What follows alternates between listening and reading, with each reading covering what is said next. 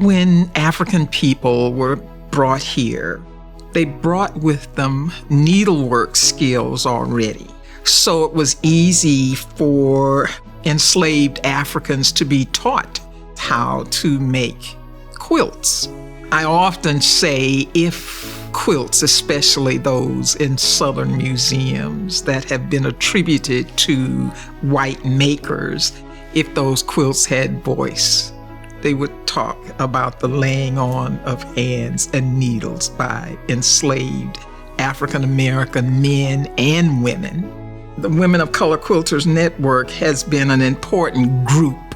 We as a group have done many exhibitions, not only here in the United States, but around the world. The founding members and long-term members are a very close-knit group, and I love that. There's power in that. Most of the quilts that originate out of our network and originate in the shows have to do with either African American history or some facet of living life here in America and racism in America. When people think in terms of quilts, they think in terms of warmth, hearth, home, protection. It's a non-threatening way to tell very, very difficult subjects that people, they don't want to read about them, but they will come to see them in the museum. I think it makes a difference in how people feel. If people know the history of African Americans in this country, they see us in a different light. So many of these stories are not necessarily known. We've always been contributors in so many ways to the fabric of this country, and people coming to the museum to see the show will see that. These quilts offer, especially in a museum setting, it's a safe place to talk about these difficult subjects. And that's important. To me, as a curator and as a historian, this exhibition has been a windfall because I learned a lot.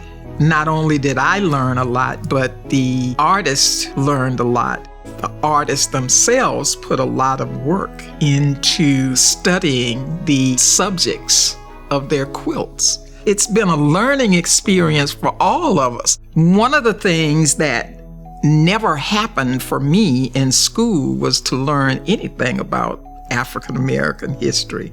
It's important for me as curator to see that our best light shines and shines through our quilts. When you can create something to change the heart, spirit, and mind of an individual, then you've reached your goal as an artist.